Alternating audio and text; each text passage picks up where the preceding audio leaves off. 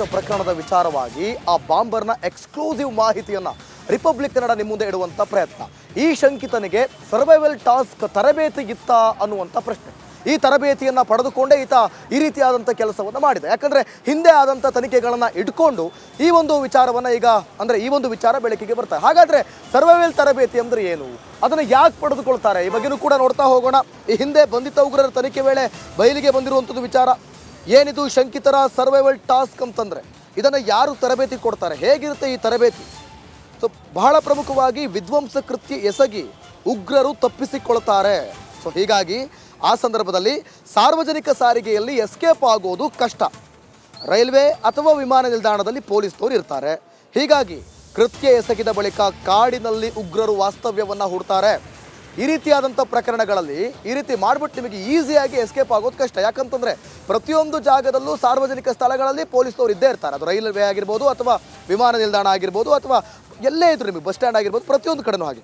ಹೀಗಾಗಿ ಆಹಾರ ಇಲ್ಲದೆ ಕಾಡಿನಲ್ಲಿ ಸರ್ವೈವ್ ಆಗ್ತಾರೆ.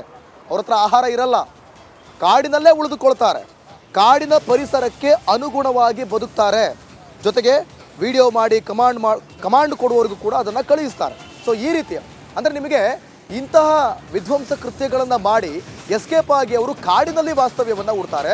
ಅವರಿಗೆ ಆಹಾರ ಇರೋದಿಲ್ಲ, ಅವರು ಕಾಡಿನ ಪರಿಸರಕ್ಕೆ ಅನುಗುಣವಾಗಿ ಯಾವ ರೀತಿ ಬದುಕಬೇಕು, ಕಾಡಿನಲ್ಲೇ ಸಿಗುವಂಥ ಆಹಾರಗಳನ್ನು ತಿಂದು ಯಾವ ರೀತಿ ಬದುಕಬೇಕು, ಈ ರೀತಿಯಾಗಿ ಅವರು ತರಬೇತಿಯನ್ನು ಪಡೆದುಕೊಂಡಿರ್ತಾರೆ.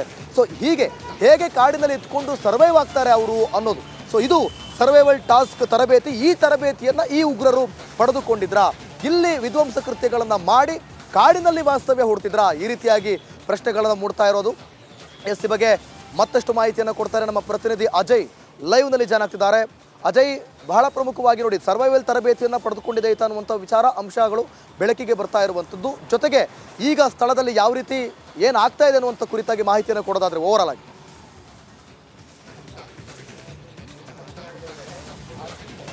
ಖಂಡಿತವಾಗ್ಲೂ ದಿವಿತ್, ಈಗಾಗಲೇ ಸಾಕಷ್ಟು ಒಂದು ಪ್ರಯತ್ನ ಕೂಡ ಮಾಡ್ತಾ ಇರುವಂಥದ್ದು. CCB ತಂಡಗಳು ಕೂಡ ಈಗಾಗಲೇ ಬೇರೆ ಬೇರೆ ಕಡೆಯಲ್ಲೂ ಕೂಡ ಈಗಾಗಲೇ ಬೀಡು ಬಿಟ್ಟಿರುವಂಥದ್ದು.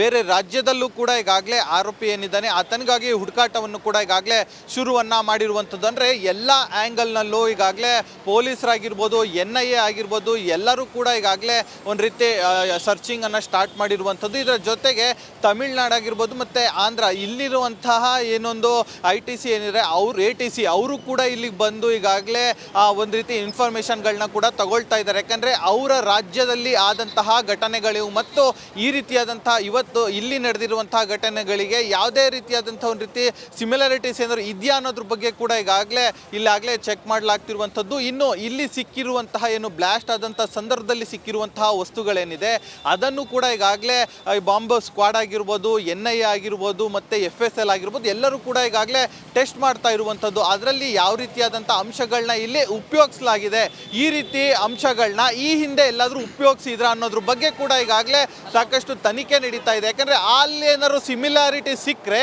ಇಂತಹ ಸಂಘಟನೆ, ಇಂತಹ ವ್ಯಕ್ತಿ ಅಂತೇಳಿ ಅಲ್ಲೂ ಕೂಡ ಕಂಡುಹಿಡಿಬೋದು. ಸೊ ಹೀಗಾಗಿ ಅದರ ಹಿಂದೆನೂ ಕೂಡ ಪೊಲೀಸರು ಸಾಕಷ್ಟು ಶ್ರಮವನ್ನು ವಹಿಸ್ತಾ ಇದ್ದಾರೆ. ಆದರೂ ಕೂಡ ಈ ಆರೋಪಿ ಸಾಕಷ್ಟು ಒಂದು ರೀತಿ ಚಾಲೆಂಜಿಂಗ್ ಆಗಿ ಕಾಣಿಸ್ತಾ ಇದ್ದಾನೆ. ಯಾಕಂತಂದರೆ ಆತ ಮೊಬೈಲನ್ನು ತೋರಿಸಿದ್ದಾನೆ, ಮೊಬೈಲನ್ನು ತಗೊಂಡೋಗಿದ್ದಾನೆ, ಬಟ್ಟೆಗಳನ್ನ ಚೇಂಜ್ ಮಾಡಿದ್ದಾನೆ, ಬಟ್ಟೆ ಮೇಲೆ ಬಟ್ಟೆಗಳನ್ನ ಹಾಕೊಂಡು ಬಂದಿದ್ದಾನೆ. ಇವೆಲ್ಲವನ್ನು ಕೂಡ ನೋಡ್ತಾ ಇದ್ರೆ ಖಂಡಿತವಾಗ್ಲೂ ಈತ ಪ್ರೀ ಪ್ಲಾನ್ಡ್ ಆಗಿರೋದು ಬಹುತೇಕ ಖಚಿತವಾಗ್ತಾ ಇರುವಂಥದ್ದು. ಈತನ ಜೊತೆಗೆ ಇನ್ನೂ ಯಾರು ಇದ್ದಾರೆ, ಆದರೆ ಈತನನ್ನ ಮುಂದೆ ಮಾತ್ರ ಬಿಟ್ಟಿದ್ದಾರೆ ಅನ್ನೋದ್ರ ಬಗ್ಗೆ ಕೂಡ ಈಗಾಗಲೇ ಸ್ಪಷ್ಟ ನಿಲುವು ಕೂಡ ಸಿಗ್ತಾ ಇರುವಂಥದ್ದು. ಸೊ ಹೀಗಾಗಿ ಪೊಲೀಸರು ಕೂಡ ಎಲ್ಲ ವಿಚಾರಗಳಲ್ಲೂ ಕೂಡ ಈಗಾಗಲೇ ತನಿಖೆಗೂ ಕೂಡ ಮುಂದಾಗಿದ್ದಾರೆ. ಇನ್ನು ಟೆಕ್ನಿಕಲಿ ವಿಚಾರವಾಗಿ ನೋಡ್ತಾ ಹೋಗೋದಾದ್ರೂ ಕೂಡ ಅಷ್ಟೇ, ಆತ ಮೊಬೈಲ್ ಯೂಸ್ ಮಾಡಿದ್ದಾನೆ ಅಂತ ಇಲ್ಲಿ ತೋರಿಸಿದ್ದಾನೆ, ಆದರೆ ಅದರಲ್ಲಿ ಸಿಮ್ ಇತ್ತೋ ಇಲ್ವೋ ಅನ್ನೋದು ಕೂಡ ಇಲ್ಲಿ ದೊಡ್ಡ ಪ್ರಶ್ನೆ ಆಗುತ್ತೆ. ಸೊ ಹೀಗಾಗಿ ಅಲ್ಲೂ ಕೂಡ ಪೊಲೀಸರನ್ನ ಲೀಡ್ ಮಾಡುವಂಥ ಎಲ್ಲ ಸಾಧ್ಯತೆಗಳು ಕೂಡ ಇರುತ್ತೆ. ಸೊ ಹೀಗಾಗಿ ಆತನಿಗಾಗೂ ಕೂಡ ಈಗಾಗಲೇ ಮೊಬೈಲ್ ಡಂಪ್ ಕೂಡ ಈಗಾಗಲೇ ಹಾಕೊಂಡಾಗಿರುವಂಥದ್ದು, ಟವರ್ ಡಂಪ್ ಕೂಡ ಹಾಕೊಂಡು ಈಗಾಗಲೇ ನಂಬರ್ಗಳನ್ನು ಕೂಡ ಈಗಾಗಲೇ ಟ್ರೇಸ್ ಮಾಡ್ತಾ ಇರುವಂಥದ್ದು. ಇನ್ನೇನು ಪೊಲೀಸರು ಕೂಡ ತನಿಖೆಯನ್ನು ಕೂಡ ಚುರುಕುಗೊಳಿಸಿರುವಂಥದ್ದು. ಬೇರೆ ಬೇರೆ ರಾಜ್ಯಗಳಲ್ಲಿ, ಬೇರೆ ಬೇರೆ ಜಿಲ್ಲೆಗಳಲ್ಲಿ ಕೂಡ ಈಗಾಗಲೇ ಆತನಿಗಾಗಿ ಕೂಡ ಶೋಧವನ್ನು ಶುರು ಮಾಡಿರುವಂಥದ್ದು. ದಿವಿತ್, ಓಕೆ, ಥ್ಯಾಂಕ್ ಯು ಅಜಯ್, ನೀವೆಲ್ಲ ಮಾಹಿತಿಗಾಗಿ.